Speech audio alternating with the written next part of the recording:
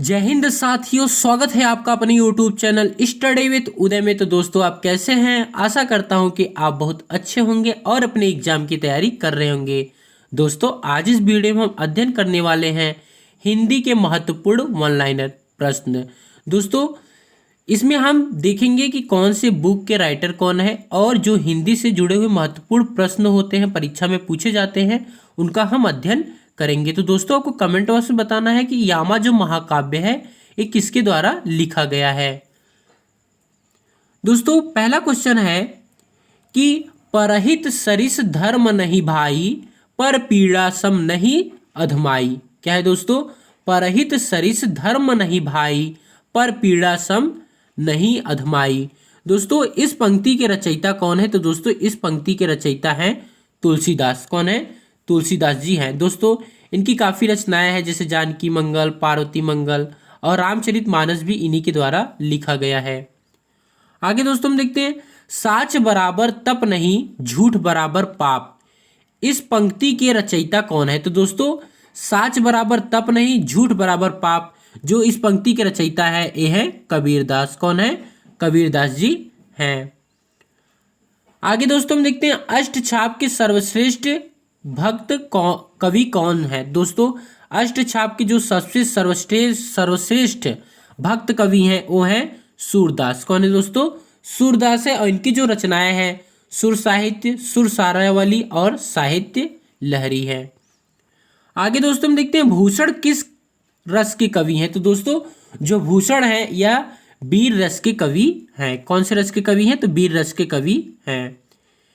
हीनी लस का आदि कवि किसे माना जाता है? तो दोस्तों, हीनी लस का जो आदि कवि माना जाता है वह स्वयंभू को माना जाता है। किसे माना जाता है? स्वयंभू को माना जाता है। उपन्यास और कहानी का मूल अंतर है उसका। दोस्तों, उपन्यास और कहानी में जो मूल अंतर होते हैं वो क्या होते हैं? तो उसका होता है विषय निरूपण। जो होता है उपन्यास और कहानी के बीच का जो मूल अंतर करता है तो वह उसका विषय निरूपण करता है। हीनीलस पत्रिका कादम्बिनी के संपादक कौन है? दोस्तों, हीनीलस पत्रिका जो कादम्बिनी है इसके संपादक हैं राजेंद्र अवस्थी। कौन है? राजेंद्र अवस्थी हैं। रामधारी सिंह दिनकर किस रस के कवि माने जाते हैं? तो दोस्तों, रामधारी सिंह दिनकर जो है यह वीर रस के कवि माने जाते हैं। किस रस के कवि माने जाते हैं? तो वीर रस के कवि माने जाते हैं। दोस्तों, इनकी एक रचना है ईस्या तू गई न मेरे मन से, जो कि काफ़ी महत्वपूर्ण है और परीक्षा में पूछा भी जाता है। सूर्यकांत त्रिपाठी निराला को कैसा कवि माना जाता है? तो दोस्तों, सूर्यकांत त्रिपाठी निराला जो है यह एक क्रांतिकारी कवि हैं। कैसे कवि हैं? क्रांतिकारी कवि थे। चारु शब्द का शुद्ध भावात्मक संज्ञा है। दोस्तों, चारु शब्द का जो शुद्ध भावात्मक संज्ञा होता है वो होता है चारुता। क्या होता है दोस्तों? चारुता होता है। हिंदी भाषा की बोलियों के आधार पर छत्तीसगढ़ी की बोली है। तो दोस्तों, हिंदी भाषा की बोलियों के आधार पर जो छत्तीसगढ़ी बोली है वह है पूर्वी हिंदी। कौन सी है? पूर्वी हिंदी है। घनिष्ठ का शुद्ध उत्तरावस्था है। तो दोस्तों, घनिष्ठ का जो शुद्ध उत्तरावस्था है वो है घनिष्ठतर। क्या है? घनिष्ठतर है। आगे दोस्तों हम देखते हैं कि एक उपन्यास जैनेन्द्र द्वारा रचित है जो कि परख है। दोस्तों, जो परख उपन्यास है यह जैनेन्द्र द्वारा रचित एक उपन्यास है। कामायनी किस प्रकार का ग्रंथ है? दोस्तों, जो कामायनी है यह महाकाव्य जो कि जयशंकर प्रसाद जी के द्वारा लिखा गया है। आगे दोस्तों हम देखते हैं, गागर में सागर भरने का कार्य किस कवि ने किया है? तो दोस्तों, गागर में सागर भरने का कार्य करने वाले कवि हैं हरिश्चंद्र, बिहारी लाल है। कौन है दोस्तों? बिहारी लाल जी हैं। आगे दोस्तों हम देखते हैं, हिंदी के सर्वप्रथम प्रकाशित पत्र का नाम क्या है? तो दोस्तों, हिंदी का जो सर्वप्रथम प्रकाशित जो पत्र था उसका नाम था उदंड मार्तंड। कौन था दोस्तों? उदंड मार्तंड था। छायावाद के प्रवर्तक का नाम क्या है? तो दोस्तों, छायावाद के जो प्रवर्तक कहे जाते हैं वो जयशंकर प्रसाद जी को कहा जाता है। प्रगतिवाद उपयोगितावाद का दूसरा नाम है, यह कथन किसका है? तो दोस्तों, प्रगतिवाद उपयोगितावाद का दूसरा नाम है, यह कथन जो था नंद दुलारे वाजपेयी जी का था। किसका था? नंद दुलारे वाजपेयी जी का था। प्रेमचंद के अधूरे उपन्यास का क्या नाम है? दोस्तों, प्रेमचंद जी का जो अधूरा उपन्यास है वो था मंगलसूत्र। कौन था दोस्तों? मंगलसूत्र है। रामधारी सिंह दिनकर को भारतीय ज्ञानपीठ पुरस्कार प्राप्त हुआ था। दोस्तों रामधारी सिंह दिनकर को जो भारतीय ज्ञानपीठ पुरस्कार प्राप्त हुआ था तो उर्वशी पर प्राप्त हुआ। तो उर्वशी इनकी एक रचना है और इसी पे इन्हें भारतीय ज्ञानपीठ पुरस्कार से सम्मानित किया गया था।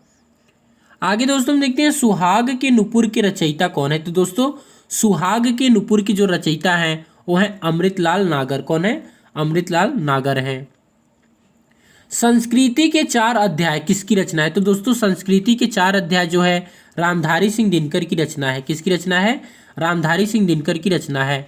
अशोक के फूल जो है दोस्तों यह एक निबंध संग्रह है। किसकी रचना है? तो दोस्तों इसके जो रचनाकार है वह हजारी प्रसाद द्विवेदी। अशोक के फूल के रचनाकार कौन है दोस्तों? तो हजारी प्रसाद द्विवेदी जी हैं। झरना जो कि एक काव्य संग्रह है, इसके रचयिता कौन है? तो दोस्तों झरना के जो रचयिता है वो है जयशंकर प्रसाद। कौन है? जयशंकर प्रसाद हैं। दुरित दुख दैन्य न थे जब ज्ञात अपरिचित जरा मरण तू। सॉरी दोस्तों, दुरित दुख दैन्य न थे जब ज्ञात अपरिचित जरा मरण भ्रूपात पंक्ति के रचनाकार हैं। तो दोस्तों यह काफी बार रिपीट हुआ है। तो इसके जो पंक्ति के रचनाकार हैं वो है सुमित्रा नंदन पंत। एक बार हम इसको फिर से पढ़ते हैं। दुरित दुख दैन्य न थे जब ज्ञात अपरिचित जरा मरण भ्रूपात। इसके जो रचनाकार हैं वो है सुमित्रा नंदन पंत। निराला के राम तुलसीदास के राम से भिन्न और भवभूति के राम के निकट हैं। यह कथन किस हिंदी आलोचक का है? दोस्तों कहा गया कि जो निराला के राम है और तुलसीदास के राम है दोनों में भिन्नता है और भवभूति के राम के निकट है। दोस्तों यह कथन जो था यह रामविलास शर्मा का था। राम की शक्ति पूजा में निराला की इन 2 कविताओं का सारतत्व समाहित है। दोस्तों जो राम की शक्ति पूजा है जो कि निराला द्वारा रचित है तो इसमें 2 कविताएं जो समाहित हैं वो है जागो फिर एक बार और तुलसीदास। कौन कौन सी है? जागो फिर एक बार और तुलसीदास। आगे दोस्तों हम देखते हैं कि भारत भारती काव्य की रचनाकार कौन है। तो दोस्तों भारत भारती जो काव्य की रचनाकार है वो है मैथिली शरण गुप्त है। कौन है? मैथिली शरण गुप्त है। मनुष्य के आचरण के प्रवर्तक भाव या मनोविकार ही होते हैं, बुद्धि नहीं। यह कथन किसना है? दोस्तों मनुष्य के आचरण के प्रवर्तक जो होते हैं भाव या मनोविकार ही नहीं, भाव और मनोविकार ही होते हैं बल्कि बुद्धि नहीं होता है। तो यह कथन किसका था? तो यह रामचंद्र शुक्ल जी का था। रस मीमांसा रस सिद्धांत से संबंधित पुस्तक है। इस पुस्तक के लेखक है। तो दोस्तों रस मीमांसा जो है यह रस सिद्धांत से संबंधित पुस्तक है और इसके लेखक है आचार्य रामचंद्र शुक्ल। दोस्तों मैंने आपसे स्टार्टिंग में क्वेश्चन पूछा था यामा जो है किसकी रचना है। तो दोस्तों यामा जो है वह आधुनिक युग की मीरा जिसे कि महादेवी वर्मा को कहा जाता है और उन्हीं का रचना है क्या है? यामा है। दोस्तों वीडियो कैसा लगा कमेंट बॉक्स में जरूर बताइएगा। Thanks for watching this video.